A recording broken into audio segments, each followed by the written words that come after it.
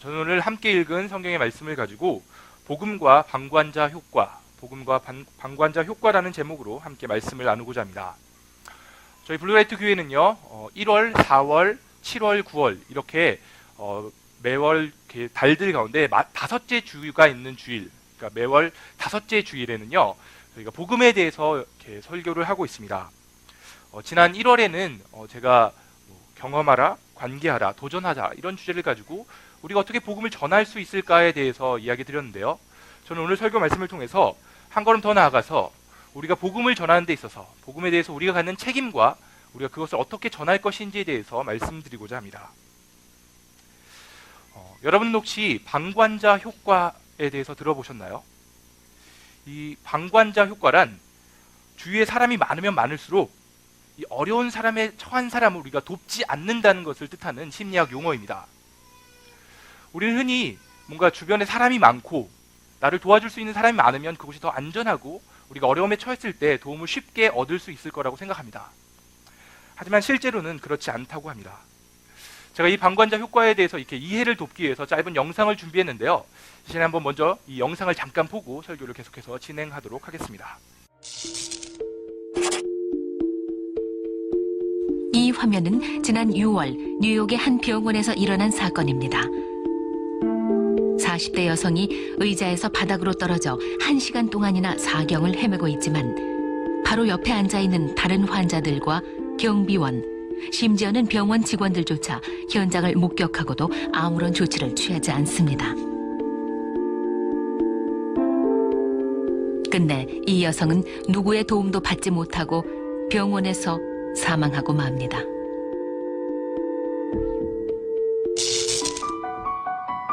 (2007년 10월) 스페인 바르셀로나. 한 남성이 지하철에 타서 자리에 앉습니다. 그런데 잠시 후 옆에 앉은 여성에게 느닷없이 시비를 걸고 발길질을 합니다.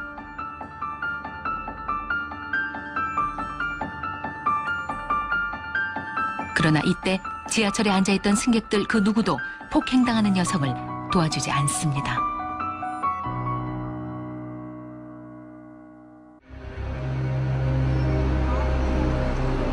(2003년 5월) 퇴근 후 지하철에 탄 신 씨는 평생 잊을 수 없는 상처를 입게 됩니다. 좌석 맞은편에 앉아있던 두 남자가 신 씨에게 뚱뚱하다며 입에 담기 어려운 폭언을 하고 심지어는 성적인 농담까지 합니다. 참다 못한 신 씨가 사과를 요구하자 어처구니 없게도 두 남자는 욕설과 함께 주먹과 발길질을 퍼부었습니다.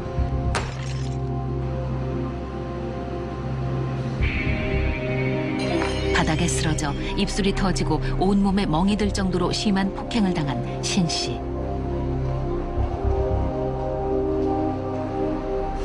그런데 당시 지하철에 앉아있던 수많은 사람들 중 어느 누구도 신 씨를 도와주는 사람은 없었습니다. 그 자리에 앉아있던 사람들 얼굴하고 무슨 옷 입었는지 막 그런 것까지도 생각이 다 나요. 당시 임신 중이었던 신 씨는 이 충격으로 유산을 한 뒤 대인 기피증에 시달리다가 4년 만에 인터넷에 사연을 올렸습니다. 사연을 본 네티즌들은 분노했고 경찰은 하루 만에 가해자를 검거했습니다.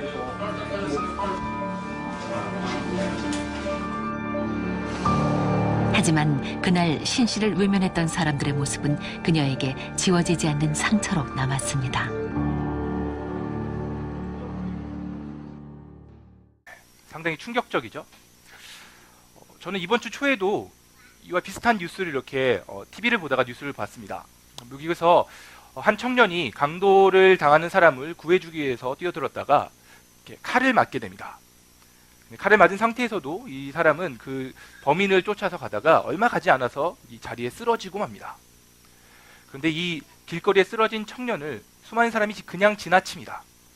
한 10시간 이상 이 청년이 자리에 이렇게 그냥 방치돼 있습니다. 어떤 사람들은요, 이렇게 들춰보기도 했고요. 지나가면서 이렇게 핸드폰으로 사진을 찍은 사람도 있었습니다. 근데 그 누구 하나 경찰에게 신고하지 않았습니다. 결국 그 사람이 나중에 경찰에게 발견되기까지 한 10시간 이상을 그 자리에서 방치되었다가 죽고 말았습니다. 그 청년의 주위를 지나가던 수많은 사람에게 어떠한 도움도 받지 못했습니다. 주변에 사람이 많으면 많을수록 사람들은 누군가가 돕겠지라고 생각하고 어려움에 처한 사람을 외면한다고 합니다. 이것이 바로 방관자 효과, 구경꾼 효과입니다. 저는 사실 이런 뉴스를 접하면서 문득 우리가 복음에 대해서 가지고 있는 태도, 우리가 복음을 전하는 데 있어서 갖는 태도가 이런 방관자와 같은 태도가 아닌가라는 생각을 해보게 되었습니다. 하나님을 알지 못하는 내 가족, 내 친구, 내 직장 동료가 그래 예수님 믿었으면 좋겠다 라는 생각을 하면서도 막상 꼭 내가 복음을 전해야겠다 라는 생각을 우리는 잘 하지 않습니다.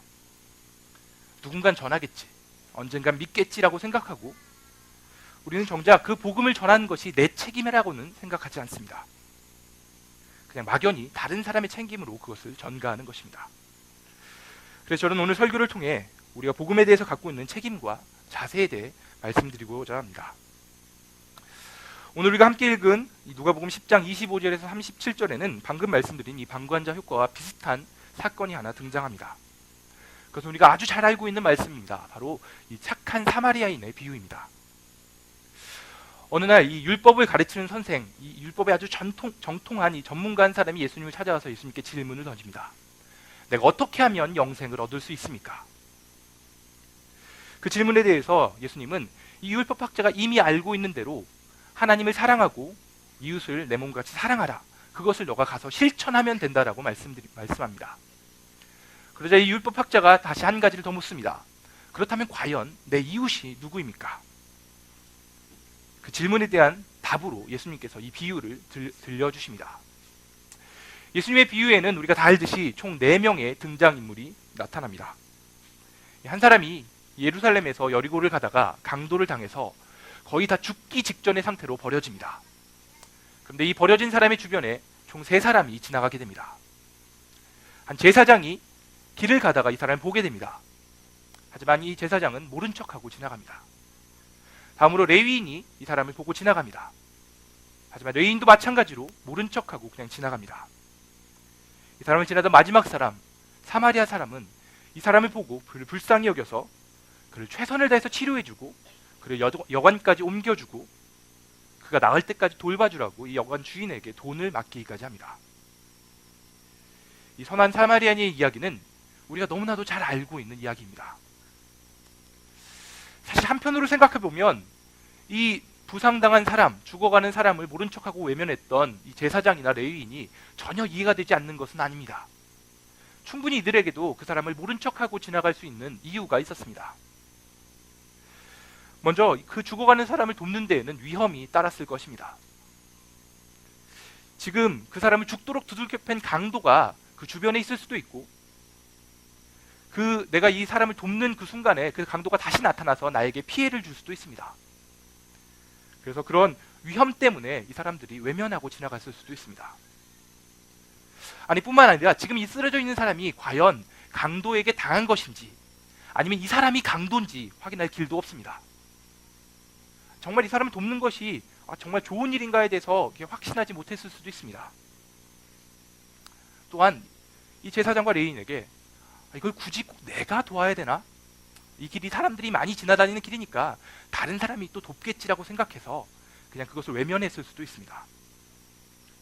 아마 만약 우리도 같은 상황이 있다면 어쩌면 우리도 이 레위나 제사장처럼 행동했을지도 모릅니다. 그렇다면 조금 관점을 바꿔서 지금 이 상황을 우리가 복음을 전하는 상황으로, 우리가 전도해야 하는 상황으로 한번 대입시켜 보도록 하겠습니다. 사실 우리가 전도를 하는 데 있어서도 지금 이 제사장과 레위인이 가졌던 동일한 어려움이 우리 가운데 적용됩니다. 먼저 전도에는 위험이 따릅니다. 특별히 내가 지금까지 한 5년, 10년 정말 친하게 지내오던 그 친구에게 이제 와서 내가 내 신앙에 대해서 이제 와서 야 내가 원래는 교회 다녔어 이렇게 얘기하는 것이 참으로 부담스럽습니다. 괜히 이 친구가 나를 이상하게 생각하면 어떡할까? 얘가 지금까지 나를 굉장히 좋게 봤는데 내가 괜히 교회 다닌다고 하고 교회 가자고 얘기했을 때 이 친구가 나를 막 꼴통 기독교인으로 보면 어떡할까? 요즘 이렇게 교회에서 자꾸 어떤 사람들이 막 레이디 가가 공연하지 말라고 얘기하고 뭐 이렇게 막 목사님들이 부정 부패를 저지르고 해서 굉장히 욕먹고 있는데, 나를 그런 사람들을 옹호하는 왜 광신자로 보면 어떡할까? 이런 부담감이 우리에게 있습니다. 혹시라도 괜히 이렇게 교회에 대해서 이야기했다가 관계가 어색해지면 어떡할까? 관계가 깨어지면 어떡할까? 그런 부담감이 우리에게 있습니다. 그래서 우리는 그런 위험을 감수하기보다는 그냥 이야기하지 않고 지나갑니다. 저도 돌아보면요, 이렇게 신앙에 대해서 가장 이야기하기 힘들었던 대상이 제가 대학교 때 가장 친하게 지내던 친구들입니다. 그 친하게 지내던 친구들이 제가 목사님의 아들인 것도 알고 제가 교회를 다닌다는 사실도 알지만, 그 친구들에게 몇 년째 이렇게 이야기하지 않고 있다가 갑자기 또 어색하게 또 이렇게 교회 얘기를 꺼내는 것이 결코 쉽지가 않았습니다. 우리에게는 또한 꼭 내가 전도해야 되나? 라는 생각이 있습니다. 전도는 뭔가 특별한 은사가 있고 뭔가 신앙생활도 더 잘하는 사람이 해야 된다고 생각합니다. 그래서 나에겐 그런 은사도 없고, 내가 보니까 저 친구 주변에 나보다 훨씬 신앙생활을 잘하는 여러 명이 있으니까 걔네들이 전하는 게 내가 전하는 것보다 훨씬 좋을 거야 라고 생각해서 그 친구에게 복음을 전하는 책임을 내가 지지 않습니다. 괜히 내가 신앙생활도 제대로 하지 않는 내가 이야기 꺼냈다가 저 친구에게 이게 복음에 대해서 안 좋은 영향이 갈까봐 그 친구를 염려하는 마음에 복음을 전하지 않습니다. 아니, 좀 더 솔직해져 보자면 우리는 그냥 복음을 전할 생각 자체가 없습니다. 오늘 본문에는 이 강도를 만나서 죽어가는 사람이 등장합니다. 사실 이렇게 눈앞에 이 죽어가는 사람이 보이면 뭔가 좀 도와야 된다는 생각도 들고, 외면했을 때 일말의 가책이라도 있습니다.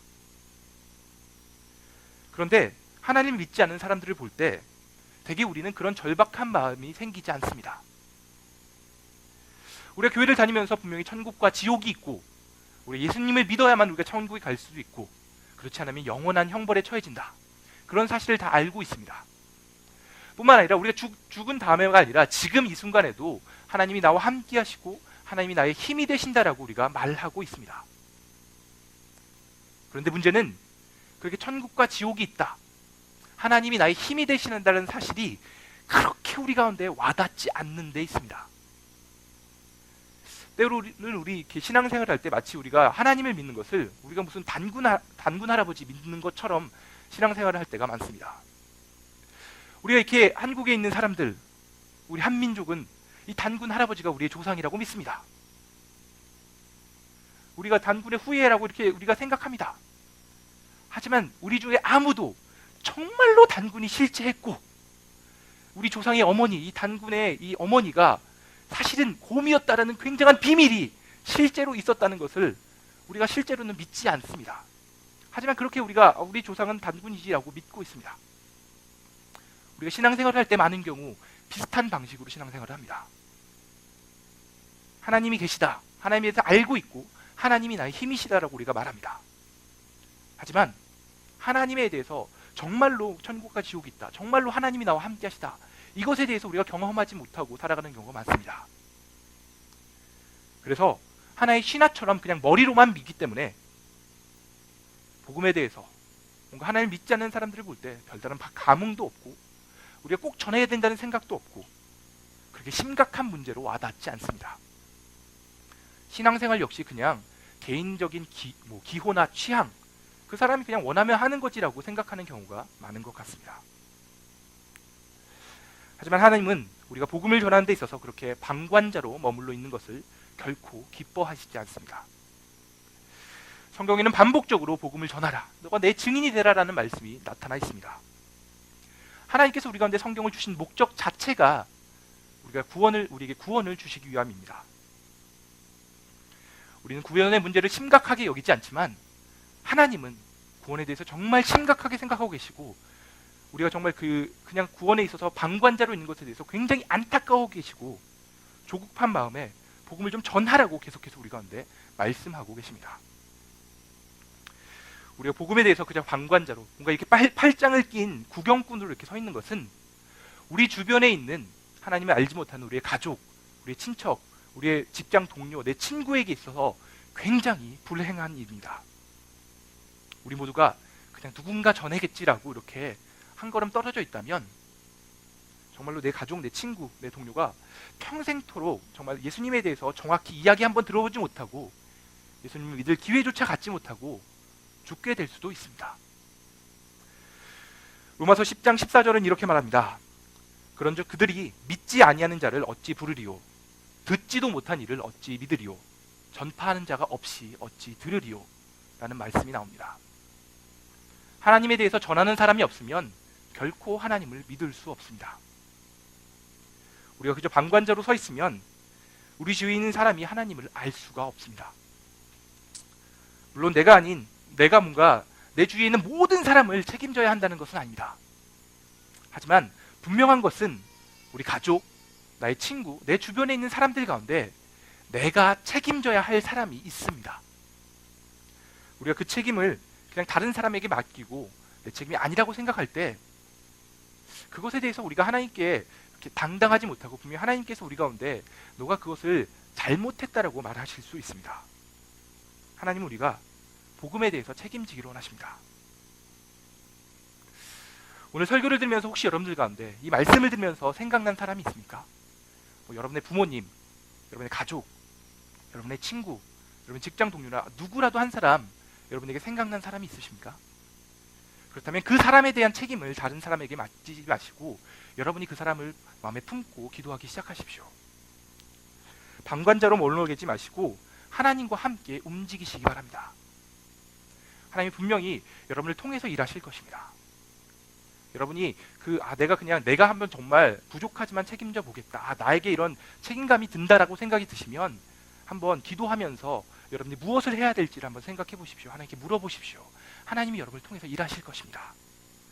또한 그렇게 일하시는 하나님을 통해서 여러분들이 여러분과 함께 하신 하나님을 더 가까이 느끼실 수 있을 것입니다. 그렇다면 과연 우리가 이렇게 그래 내가 그럼 책임을 져야겠다는 생각이 들었을 때 우리는 어떻게 그 복음에 대한 책임을 질 수 있을까요? 우리가 어디서부터 시작할 수 있을까요?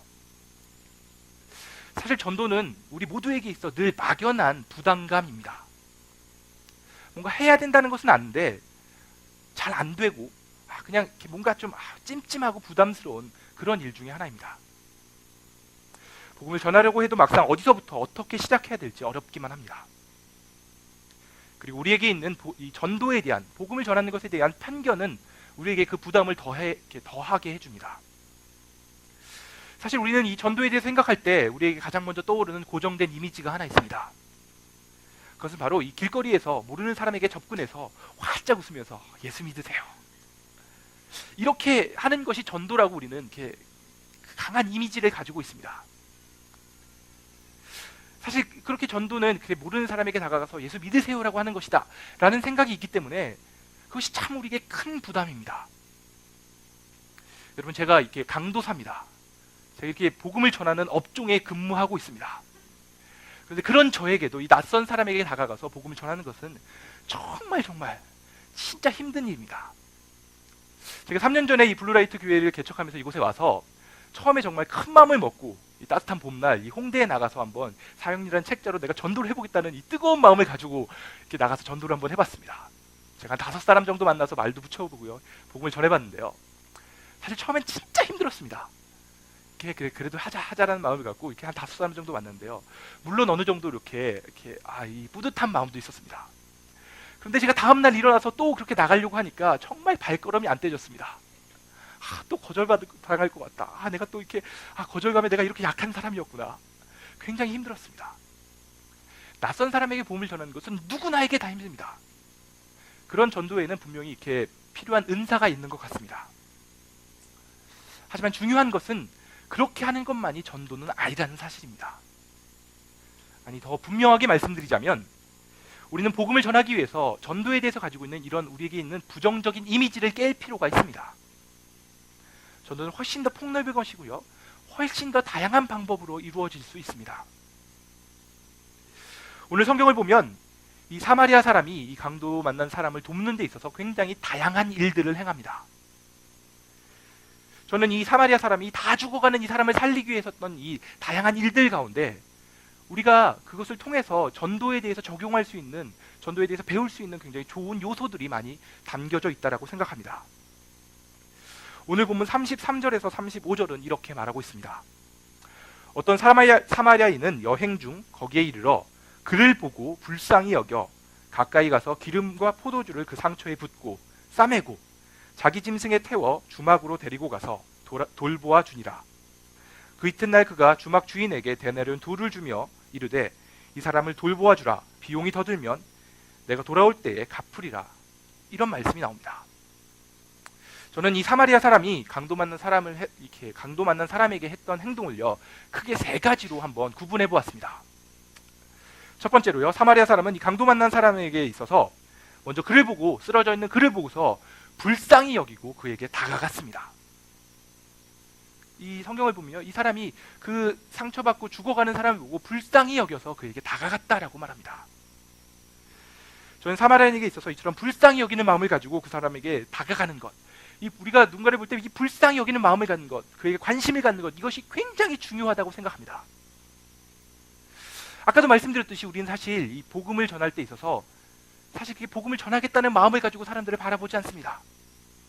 딱히 그 사람들에게 관심조차 갖지 않습니다. 나 살기도 바빠 죽겠는데, 나도 힘들어 죽겠는데 무슨 내가 다른 사람에게 관심을 갖냐라고 생각합니다. 그런데 그렇게 이기적인 우리가 다른 사람에게 관심을 갖고 그들에게 다가가는 것 자체가 전도입니다. 이것이 전도에 있어서 가장 중요한 과정입니다. 우리는 하나님을 알지 못하는 나의 가족, 친구, 직장 동료, 내가 잘 아는 사람들에게 관심을 기울여야 합니다. 그들의 삶에 대해서, 그들의 문제에 대해서, 그들의 어려움에 대해서, 그들의 필요에 대해서 우리는 관심을 기울일 필요가 있습니다. 여러분들 가운데는 혹 나는 원래 그런데 관심 없어요, 난 그냥 다른 사람 신경 안 쓰고 살래요, 그렇게 생각하는 분이 있을 수도 있습니다. 하지만 하나님은 우리가 그렇게 사는 것을 결코 원하지 않습니다. 오늘 보면 27절에는 성경 전체를 한 구절로 요약한 말씀이 나옵니다. 그것은 바로 이것입니다. 내 마음을 다하며 몸을 다하며 힘을 다하며 뜻을 다하여 주 너의 하나님을 사랑하고 또한 내 이웃을 내 자신과 같이 사랑하라. 성경 전체를 요약한 것이 이것입니다. 하나님을 사랑하고 내 이웃을 사랑하라.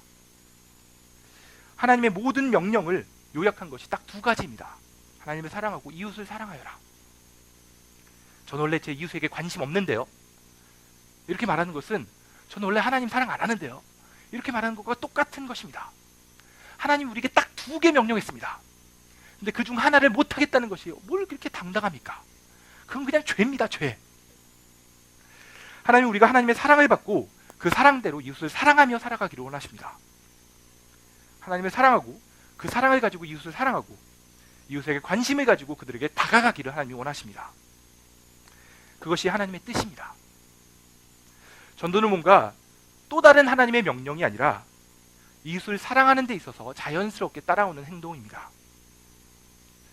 여러분, 뭔가 내 친구에게, 우리 가족을 내가 교회에 데려오기 위해서 애써 노력하지 마시고 먼저 그들을 정말 사랑하고 그들을 내 마음과 같이 사랑하고 그들에게 관심을 기울이고 그들에게 더 많이 사랑을 줄 수 있도록 노력해 보십시오. 복음의 중심에는 사랑이 있습니다. 우리가 도를 전하는 것이 목적이 아니라 사랑하는 것이 목적입니다. 사랑하기 때문에 정말 소중한 예수님을 우리가 이야기하는 것이고, 예수님 안에서 우리가 더욱 사랑할 수 있기 때문에 우리가 복음을 전하는 것입니다. 먼저 가족에게, 친구에게, 직장 동료에게 관심을 좀 가져보십시오. 갑자기 여러분들이 막 이렇게 관심을 갖기 시작하면 얘가 왜 이러지? 하고 이렇게 긴장할 수 있습니다. 그럼에도 불구하고 계속해서 한번 사랑과 관심을 가져보십시오. 사랑하는 것, 내가 이웃을 내 몸같이 사랑하는 것, 그것이 우리 삶에 있어서 가장 중요한 가치입니다. 우리가 도를 전하기에 앞서서 우리 이웃을 사랑하고 우리 가족을 사랑하고 그 사랑을 정말 표현하고 그 사랑대로 사는 것이 우리 삶에 익숙해지기를 바랍니다. 두 번째로 사마리아 사람은 강도당한 사람에게 기름을 붓고 포도주를 붓고 그의 상처를 싸매고 그의 상처를 치료해 줍니다. 뿐만 아니라 그를 자기 나귀에 태워서 여관까지 데려가고 그 사람을 고치기 위해서 최선을 다합니다. 자신 떠나면서는 이 사람을 좀 돌봐주라고 부탁까지 합니다. 지금 이 다쳐서 쓰러져 있는 사람의 가장 필요한 것을 지금 이 사마리아 사람이 채워주고 있습니다. 그것을 채워주는데 자신의 물질을 사용하는 것을 아끼지 않습니다. 사마리아 사람은 지금 이 강도상한 사람의 가장 큰 필요, 그것을 먼저 채워주고 있습니다. 그리고 이렇게 다른 사람의 필요를 채워주는 것, 이건 역시 전도에 있어서 굉장히 중요한 요소입니다. 사실 우리는 전도라고 하면 어떻게든 그 사람을 내가 교회에 언제 데리고 올까, 내가 이 사람을 어떻게 교회에 데리고 올까, 거기에만 너무 집중합니다. 그래서 대개 뭔가 밥을 산다거나 차를 산다거나 이 사람을 만나서 관심을 표현한다는 것, 그것은 대개 내가 이 사람을 교회로 데리고 오기 일주일 전 그 즈음에서 이루어집니다. 물론 교회로 초청하고 내가 복음을 전하고 그것은 굉장히 중요한 일입니다. 하지만 그와 동일하게 중요한 것이 평상시에 그 사람에게 관심을 갖고 그 사람의 필요를 채워주고 그 사람의 좋은 친구가 되어주는 것입니다. 한 5년쯤 전인데요, 제가 이렇게 동산교회 청년부에서 사역할 때 일입니다. 그 당시에 저희가 이렇게 스파크라고 해서 이 4주간 이 믿지 않는 친구들을 초청해서 토요일 날 이루어졌는데요, 이렇게 같이 식사도 하고 뭔가 이렇게 뭐 공연도 보여주고 같이 짧은 메시지도 전하는 4주간의 전도 이렇게 훈련 과정, 전도 과정을 이렇게 전도 행사를 진행했습니다. 당시 저희 셀에서도요, 한 친구가 한 5명 정도 친구를 초청해서 이 스파크에 오기로 했습니다. 그런데 이게 토요일 저녁에 진행되다 보니까 이 5명의 친구가 직전까지 꼭 온다고 이야기하다가 자기들끼리 모여서는 우리가 이렇게 모였는데 술이나 먹으러 갈까 하고 저희가 이렇게 스파크를 지나가는 곳에 오지 않고 자기들끼리 꼭 술집을 갔습니다. 그래서 저와 그 친구들을 초청한 그 친구가, 야, 우리가 우리 이렇게 VIP 전도 대상자도 없는데 우리끼리 전도 행사에 참여하지 말고 우리가 그 친구들에게 찾아가자라고 이렇게 이야기했습니다. 그래서 그 친구들이 술을 먹고 있는 자리에 저희가 같이 갔습니다. 동석을 했습니다. 그래서 제가 그 친구들을 안산 중앙동에 있는 준코에서 처음 만났습니다. 근데 사실 이 친구들이 굉장히 일관성이 있더라고요. 4주 내내 약속해놓고는 꼭 술 먹으러 가고 노래방 가고 이렇게 했습니다. 그래서 4주간 그 친구들을 찾아서 술집으로 노래방으로 같이 갔습니다. 처음에는 저도 굉장히 그 자리가 불편했습니다. 근데 그 자리에 있으면서 그 친구들과 친해질 수 있었습니다. 이야기를 들어주고요, 같이 사는 이야기들을 많이 이렇게 나누었습니다. 굉장히 감사했던 것이 이 친구들이 굉장히 어렵게 사는 친구들이었는데요, 이 어렵게 사는 친구들이 이렇게 같이 이야기하고 친해지는 과정 가운데 저를 굉장히 의지할 수 있는 좋은 형으로 여겨졌습니다. 그래서 자기들이 사는 어려움들도 이렇게 저에게 이야기했습니다. 한 달쯤 지났나요? 어느 날 이 친구들이 형도 저희 놀러 온데 이렇게 놀러 왔으니까 저희들도 이렇게 형 이렇게 노는 데 갈게요라고 하고서 교회에 오기 시작했습니다. 그래서 그 친구들이 교회에 다니기 시작했습니다.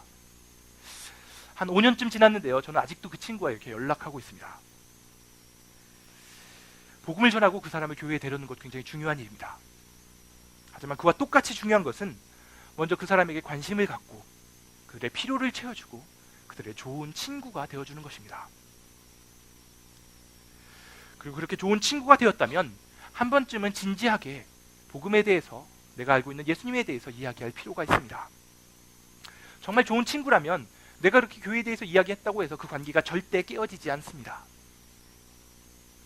아니, 처음부터 그렇게 예수님에 대해서 이야기하고 뭔가 내 신앙에 대해서 이야기하는 것이 부담스럽다면 그냥 내가 교회에서 만난 사람들에 대해서, 그냥 내가 교회 생활을 하는 것에 대해서, 그냥 교회에 있는 사람들에 대해서 이렇게 이야기하는 것도 굉장히 좋은 방법입니다.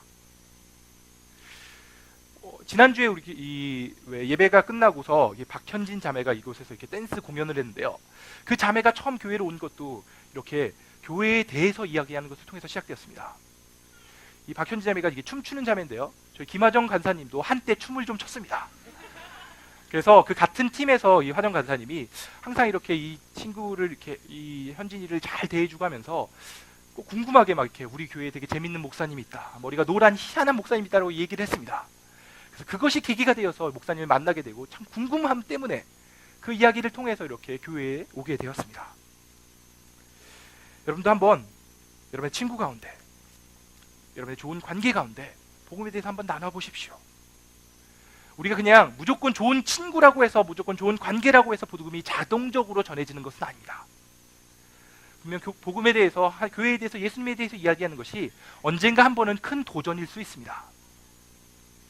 하지만 분명한 것은 우리 좋은 관계를 가지고 있을 때 그 관계를 통해서 이 복음이 전달되는 좋은 통로 역할이 그 관계가 좋은 통로 역할을 합니다. 그 관계 가운데서 좋은 관계라면 이 복음을 전하는 것으로 인해서 그 관계가 결코 깨어지지 않습니다. 하나님이 그 관계를 사용하십니다. 여러분에게 있는 좋은 관계가 잘 사용되어서 정말 하나님이 전달되는 좋은 통로가 되기를 바랍니다. 마지막으로 오늘 본문에서 사마리아 사람은 강도 만난 사람을 끝까지 책임지는 모습을 보여줍니다. 이 강도 만난 사람을 여관으로 데려와서 그를 치료해준 이 사마리아 사람은 자기가 다음 날이 되어서 그 여관을 떠나게 되었을 때 그 여관 주인에게 돈을 주면서 이 사람을 좀 이렇게 치료해달라고, 계속 좀 돌보아달라고 부탁합니다. 뿐만 아니라 이 돈이 부족하면 내가 다시 돌아올 때 돈을 더 주겠다라고 이렇게 이야기합니다. 이 사마리아 사람은 이 강도 당한 사람을 돕는 데 있어서 끝까지 책임지는 모습을 보여줍니다. 사실 그런데 돌이켜보면 이 복음을 전하고 전도하는 데 있어서 우리 가운데 가장 부족한 모습이 바로 이런 끝까지 책임지는 모습입니다. 계속 말씀드리지만 우리의 전도라고 했을 때 우리의 포커스는 항상 이 친구를 어떻게 교회에 데리고 올 것인가, 이 친구를 언제 교회에 데리고 올 것인가, 여기에만 너무 집중되어 있습니다. 그래서 우리는 그 전도를 한 다음에, 내가 복음에 대해서 이야기한 다음에 사실 그 사후 관리가 잘 되지가 않습니다.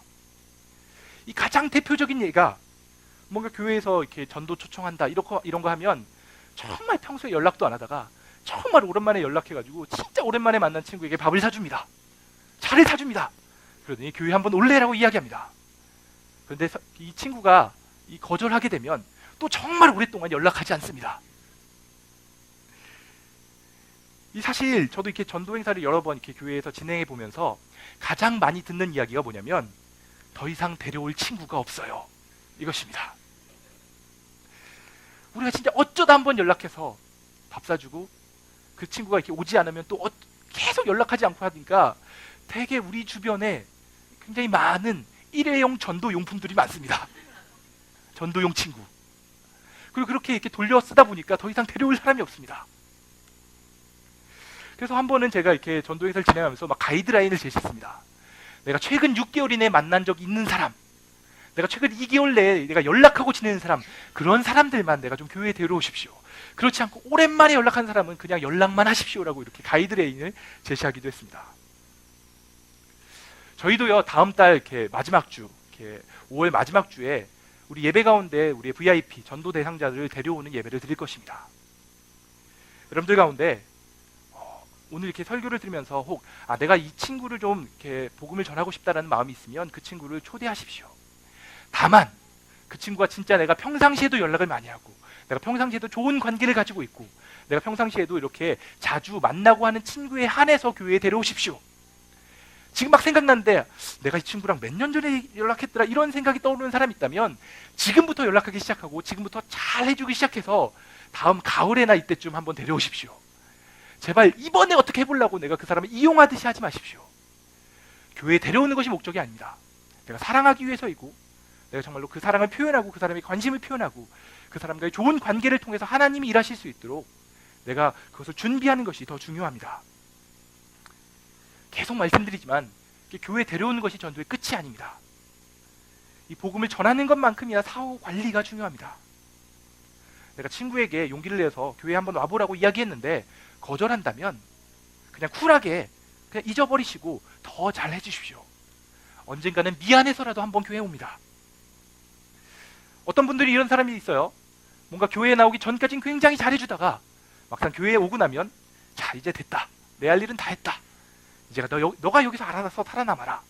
나는 또 다른 사람에게 복음을 전하러 가겠다라고 다른 복음의 먹잇감을 찾아서 이렇게 이 사람은 내팽겨치고 이렇게 돌아보는 사람들이 있습니다.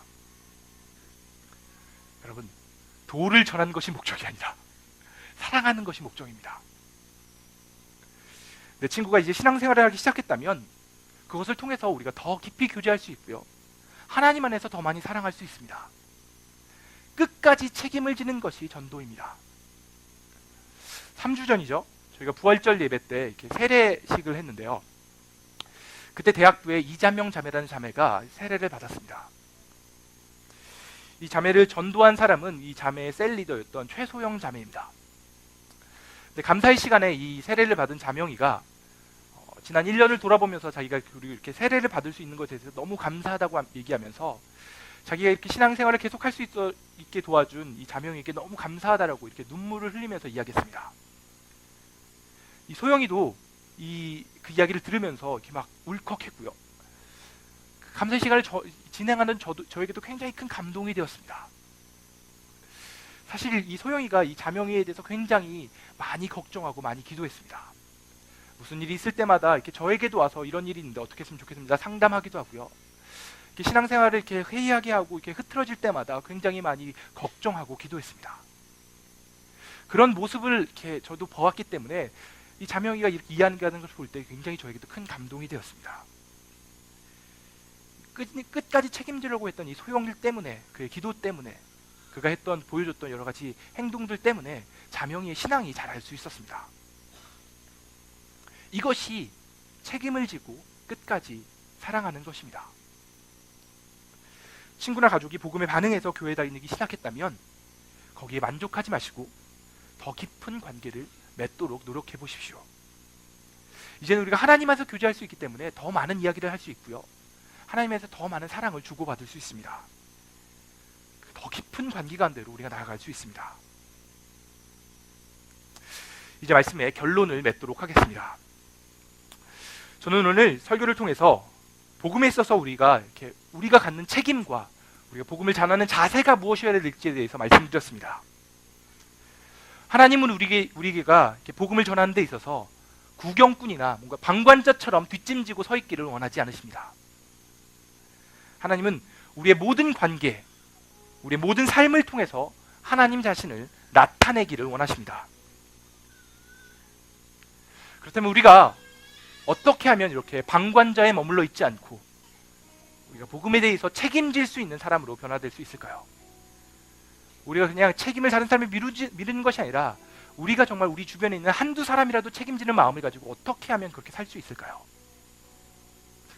저는 오늘 설교를 마무리하면서 오늘 이렇게 설교의 시작에서 말씀드렸던 이 방관자 효과에서 우리가 벗어날 수 있는 방법에 대해서 말씀드리고 설교를 마무리하고자 합니다. 방관자 효과에서 예외는 없습니다. 우리는 누구나 정말 주변에 사람이 많으면 꼭 내가 도와야 하는 생각을 갖고 오히려 그 도움을 주는 것을 어려워합니다. 그래서요, 이 심리학자들은요, 만약에 내가 그런 상황 가운데 내가 정말 어려움을 처하는데 주변에 아무도 이렇게 도움을 주지 않는다면 그런 상황 가운데서 무조건 그냥 도와주세요라고 이야기하지 말고요, 도움을 받기 위해서는 구체적으로 상대를 지목해서 이야기하라고 이야기합니다. 그냥 무턱대고 도와주세요가 아니라 거기 저기 아줌마 나 좀 도와주세요. 저기 어떤 옷 입은 사람 나 좀 도와주세요. 이렇게 구체적인 상대를 지목해서 도움을 요청하라고 말합니다. 그러면 그 사람이 책임감을 느끼고 나를 도와준다라고 합니다. 저는 이렇게 구체적인 대상을 지목하는 것이 복음을 전하는 우리에게 있어서도 우리 스스로가 이 방관자적 입장, 그냥 멀찌감치 떨어져 있는 우리의 입장에서 벗어날 수 있는 좋은 방법이라고 생각합니다. 막연히 뭔가 가족, 친척, 친구, 그래 내가 좀 전도해야지라고 막연히 생각하는 것이 아니라 내가 한 사람이라도 두 사람이라도 내가 책임져야 할 사람을 정하는 것입니다. 여러분은 누구를 책임지곤 하십니까? 그렇게 오래 생각할 것도 없습니다. 이 얘기를 듣는 가운데 혹 여러분들에게 생각나는 사람 한두 사람이 있다면 그것이 여러분의 부모님이든 여러분의 형제, 자매, 오빠, 누나든 아니면 여러분의 친구건 여러분의 애인이건 어떤 사람이든 간에 오늘 말씀을 듣는 가운데 한두 사람이 생각난다면 그 사람을 여러분이 책임져야 할 사람으로 믿고 그 사람을 향해서 기도하기 시작하십시오. 하나님이 그 사람을 위해서 먼저 여러분들을 만나주신 것입니다. 오늘 말씀드렸던 것처럼 그 사람에 대해서 내가 관심을 기울이고 그 사람의 필요를 채워주고 그 사람을 끝까지 책임지는 자세를 가져보십시오.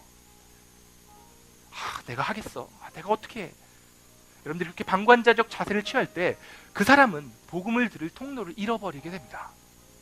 하나님은 우리가 책임지는 자세를 가지고 복음을 전하기 원하십니다. 여러분이 정말 친한 친구에게, 여러분의 부모에게 그런 여러분들이 책임지는 마음을 가져보십시오. 혹 여러분들에게 이렇게 생각난 사람이 부모님이라면 부모님의 말씀에도 잘 관심을 갖고 부모님의 생각에 좀 내가 따를 수 있도록 변화된 모습을 좀 보여주십시오.